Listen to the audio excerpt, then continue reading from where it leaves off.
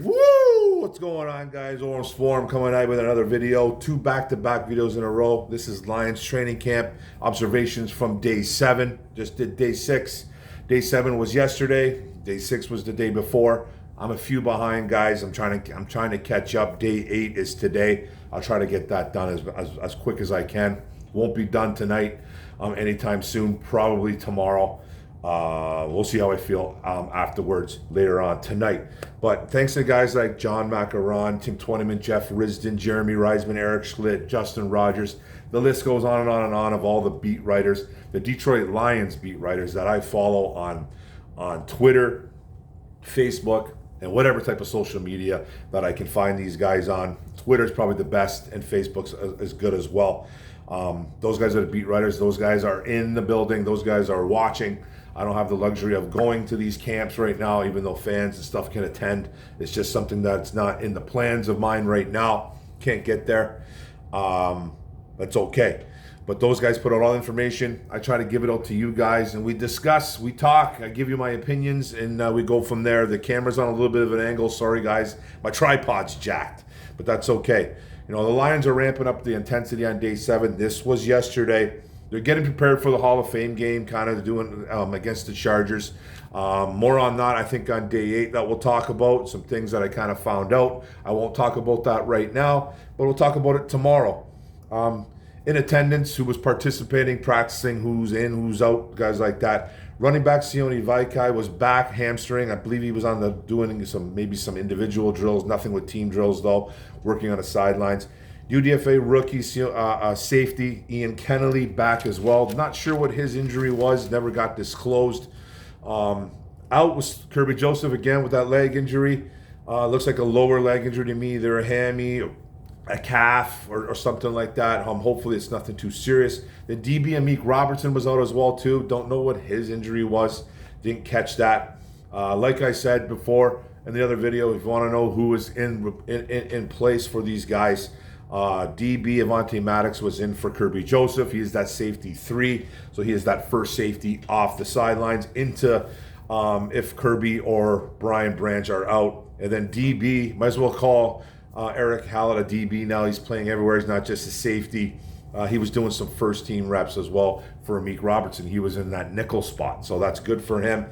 They did sign a guy, cornerback Nick Whiteside from the UFL, St. Louis Battlehawks, I believe it was. Don't quote me on that, but it looks like the Lions have a little bit of a thing for that team because I think they picked up another guy today, another running back today from there. Some guy named Saylor last name. Well, I'll probably talk about it tomorrow, but I kind of caught my eye a little bit. They're going after some UFL guys, and that's okay. Those guys can play. Nothing wrong with having tryouts, man. Waived injured. Talked about that in the last one. Quarterback Stanley Thomas Oliver. He hurt himself again. He came off an injury, came back, got hurt again. So they injury waived him. He is gone. I think they have a chance if no one claims him. I think he goes right back on the practice squad, and I don't think he can come off it. I'm pretty sure that's how it works. Don't quote me on that, but maybe he's back on the practice squad for, a chance to kind of come back later on. I don't really know. So, but he is gone. He's not a Detroit Lion anymore. Hurt in practice was running back Kai Robichaux. I touched on that a little bit. He left. He did not return. It was in some type of drill with Anthony Pittman. Pittman jammed him up. I'll probably talk about it in this video. But he got jammed up. He got hurt, and then he left and did not return. As a guy that I was kind of hoping to keep an eye on Thursday's matchup in that football game against the Chargers on the Hall of Fame game. So they did some one-on-one tackling. Running back Montgomery matching up with linebacker Campbell. Juked him out of his shorts apparently twice. Apparently they've had a few battles this camp so far, and so far the winner's been David Montgomery. And then just Campbell coming out and saying about Jack Campbell coming out and saying about Montgomery, total respect, nothing bad. He's like he is hard to tackle. He puts his foot in the ground. He drives you. He can run you over. He can run around you. He can do a lot of things. He goes, thank God that he is on our team and nobody else's. Aiden Hutchinson said the same thing as a rookie. Aiden Hutchinson was like, he's the hardest guy I've ever had to tackle in my life.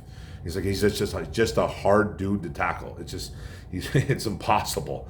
So I think he faced him as a rookie, right? Aiden was a rookie facing him as a Bear. So yeah, so he was like, he's just one of the hardest guys to tackle. And more than 2 guys have said that in the NFL. He's just a load. He's one of those guys. Linebacker Grant Stewart, linebacker Derek Barnes, cornerback Rock Ya-Sin, and safety Lawrence Strickland won both their reps as well, 2 on 1-on-1 tackles. That's good to hear. Ya-Sin's kind of leveling up a little bit. He did level. We'll talk about leveling. He did he took out wide receiver Jackson Meeks, lifting him off the ground and throwing him to the ground as well. So Rock Ya-Sin's stacking up a few nice days, especially out on the, out playing football, not just being special teams, out in coverage, playing the run, doing whatever a DB does. So it's not just special teams work. He's getting some looks here and there. St. Brown, we haven't heard too much about St. Brown this year. He's still the man. St. Brown is still the man. We focused, the beat writers have been focusing a little bit more on the UDFA guys, the second, third guys, the looks and stuff like that. Don't worry, St. Brown is still dominating. I thought St. Brown looked a little bit bigger this year from what I seen in the reel. Not noticeably bigger, but he just looks a little thicker. He looks a little thicker. He was targeted early and often in some red zone looks. Brown was scoring at will. He beat Brian Branch on one, Arnold on another. He had about 3 or 4 touchdowns on the day, easily, maybe more. So he's still the guy. He's still the number 1 option of Goff there. And then Terry and Arnold improving, especially in coverage. PBU on J-Mo, and then he had another one versus the rookie Isaac Tesla. If I didn't say it last video, I think I did. He did get hurt. Terry Arnold did get hurt, evaluating him on a hamstring injury. We'll talk more about that tomorrow when we get more of a clear path to that. Whatever happened to him, not too sure what happened or how it happened, but he did get hurt again. Came back from that calf injury. They said they were going to be a little bit careful with him. They didn't. They practiced him the next day. So I don't know if he just talked him into it. I don't know. But they said they were going to take it easy with it, and then they didn't, and he got hurt again. So I don't know if that's a continuation of that injury. So who knows? Then spoiler alert, I already put it, he pulled up limp with a hammy on day 8. So obviously today to be continued. We'll see what happens. Red zone did look good too as well. Obviously St. Brown, the 7-on-7s. Sam Laporta had a touchdown. Zach Cunningham in coverage. Laporta has been phenomenal too as well. He's healthy. He hasn't, he's missed a lot of time last year during training camp, and he's healthy this year. Gibbs had a touchdown run. St. Brown and Tim Patrick had touchdowns, like I said. Hooker did have 2 touchdown passes. One was to tight end Shane Zylstra. Then he had a touchdown run on a scramble. Allen did struggle a little bit. He had 2 drop snaps. He picked up the 1 snap and scampered in for a touchdown, but two drop snaps with Michael Neese as his center. Running back Craig Reynolds did apparently scoop and score one of them, I guess, as well too. So I think there was 2 scoop and scores. That's what the beat writers tell me, and that's what I write down. Laporta, like I said, target early off. Things have a great camp. Blah blah blah. Laporta missing. He's back. Rock Ya-Sin, talked about him. The vet cornerback had a nice day again, showing physicality like I've been talking about. Tackling drills, locked up rookie Dominic Lovett in pass coverage. And then had a one-on-one, had a pass breakup versus Tim Patrick. Run defending is on point. So, repeating some things, but this is what I do because I forget a lot of shit. Barnes was getting aggressive after the whistle, but Skipper intervened and brought it to an end. Since they put the pads on, it's been physical. Don't get me wrong, but the fighting has kind of deceased. Ceased and desist. That's what I meant to say. Deceased. It hasn't happened. It hasn't been going on. So that's a good thing. That's a good thing. Got a little chippy today with Barnes. Don't know who he went after, but Skipper put an end to it. But it's been getting it's these guys, man. They're willing to go. They got to play. They're waiting for this football to start. Situational offense versus defense. I love these drills. First team, it was a tie game apparently. This is situation 30-yard line with minute 12 remaining. It got down to 4th down. Goff to Laporta for a 1st down. Incomplete deep ball to J-Mo for a 4th down as well. Punt. Branch did have a sack on that second one with the first team out there. Main get 3rd and 16. Incompletion. Arnold did have good coverage on that play. Field goal. Second team, Allen touchdown drive. He converted a 3rd and 11 to rookie Isaac Tesla for a 1st down. 2nd and 9 touchdown toss to Tom Kennedy. little toe tapper. So that's good right there. Didn't hear much about Hooker on that one, I don't think, unless I missed it. But he was out there. He was QB3 on this day. So obviously, you guys know Kyle Allen and Hendon Hooker are in a QB battle right now. Lions. There's some Lions fans out there that don't believe me. I just got into an argument about this. Let's just go off topic real quick. Well, it's not off topic, but this guy's telling me that Hendon Hooker's taking over Jared Goff. Okay. Nobody has even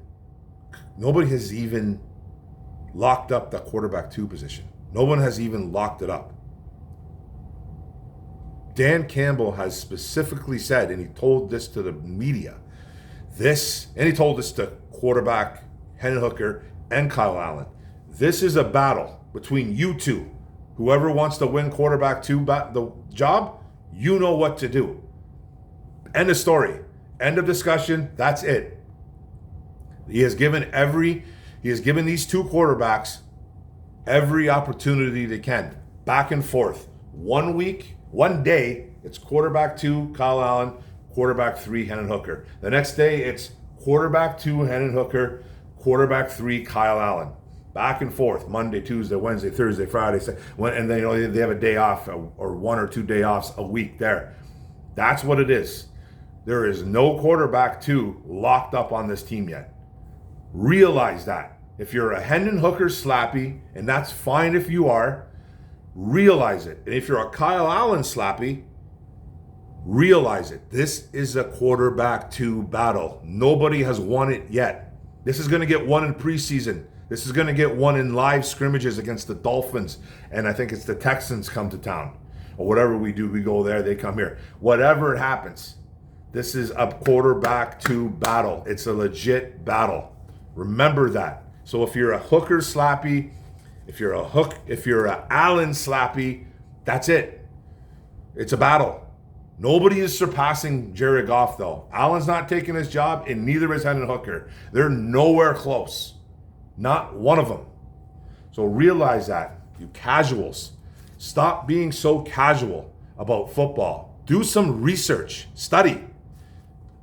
Ran over. Notes. John Gruden was in attendance. He gave John Morton, our new OC, his first chance at coaching. Back in the day, I believe it was the Raiders. It's his mentor. He's in the building. I know a lot of fans are upset about this. Not a lot. There's some.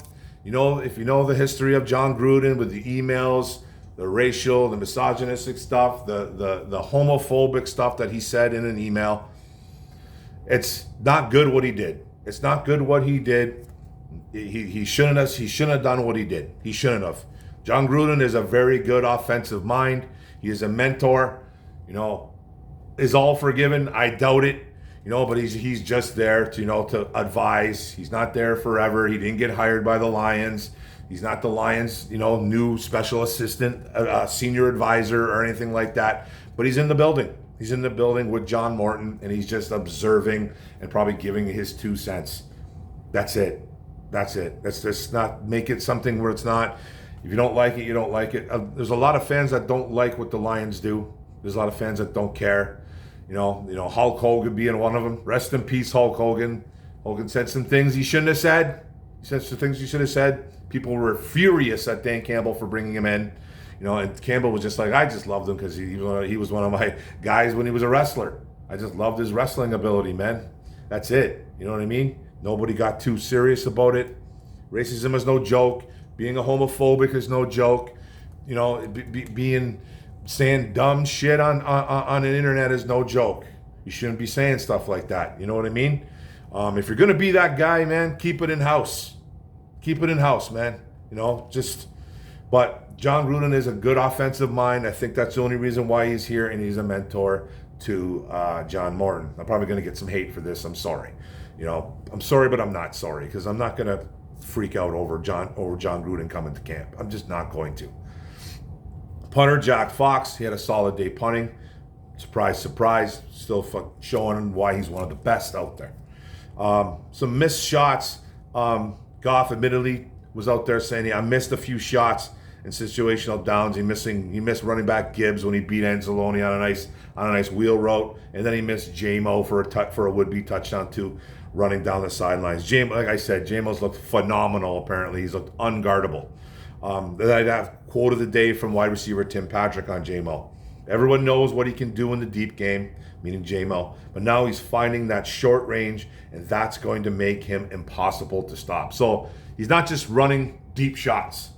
He's running routes, and he looks great. If you watch video of him, he looks night and day better than what he has in the last couple of years. He looks like he has worked on his skills over the offseason, and it shows. He's bigger. He looks as fast or faster. His hands look phenomenal. He looks like he's a better player, and he's running routes now. He's not just running deep shots. He's actually running routes, and there's a reel out there of him dusting. I don't know who it was. I think it might have been Rock Ya-Sin. I don't remember who it was. Can't remember who it was. But he dusted him in a nice little cut back to the corner of the front pylon. Just a beautiful throw, beautiful catch, tap-toe touchdown. It was just nice. Then the trainers, obviously to the side. Guys are working to the side. Taylor Decker, which is good.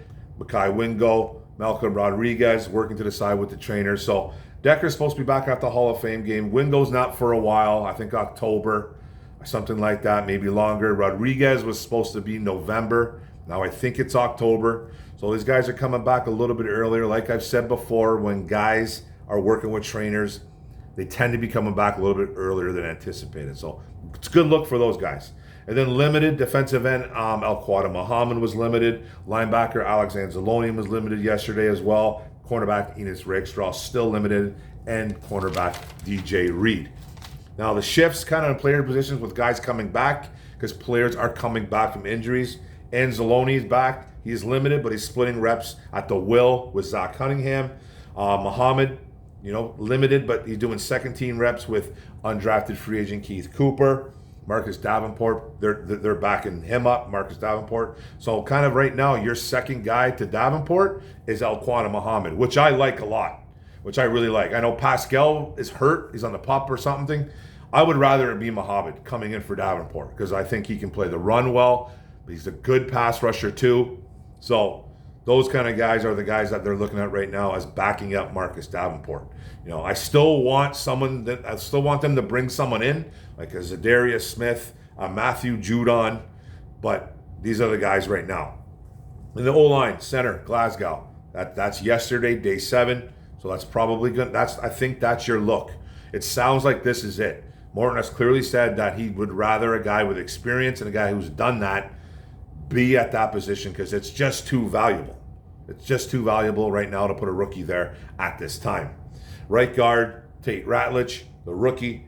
At right guard, left guard, Christian Mahogany, second-year kid. Left tackle, skipper, it will be Taylor Decker eventually. And then right tackle, the all-pro, Penei Sewell. And then Kingsley Aguakin getting some center 2 looks yesterday as well. Some Barnes news, getting some second-team Mike linebacker, some middle linebacker looks. He's been repping out all 3 linebacker spots now. The Sam, the Will. He's just getting all the looks. Sam, the Will, and the Mike. So getting all 3 linebacker looks right now. They value him. I think Barnes needs to step it up a little bit. They gave him some cash. I think a little bit too much money, in my opinion, but it's a guy that can play ball. So he needs to rep it up. And newcomer, Whiteside, the kid they brought in, he got beat badly in 1 rep right away by wide receiver Malik Taylor, but then came back on with an interception on the next rep. So, he was pretty good. I think he played for St. Louis Battlehawks as well. And I think he's another guy that can maybe make some noise. I don't know yet. He's just a camp body right now. Branch, Rock Ya-Sin were standouts in the wide receiver DB one-on-one red zone too as well. Even though the wide receivers I think had a really good day. Obviously Branch and Ya-Sin were really good. Pass protection, running back, tight ends versus linebackers, DBs. Wins from Monty, Gibbs, Laporta, and Wright. Sticks out to me is Gibbs. Gibbs has been a guy that hasn't done it well in the past. Year 3, it looks like he's taking a little bit more of a shine to it. He's actually putting his nose in there and blocking. So linebacker Anthony Pittman did have a couple wins as well, though. So he was a little bit better on day 7. Linebacker coverage, Anzalone blanketed Laporta. So that's good for him. He's running decently enough. He's still the best. I still think he's the best linebacker on this team, even though Jack Campbell is right on his heels. I still think Anzalone's the best on the team, especially in coverage. Nobody can touch him in coverage. And Anzalone isn't a special linebacker by any stretch, but he's good. He's decent, right? So, and then Pittman showing his coverage skills as well.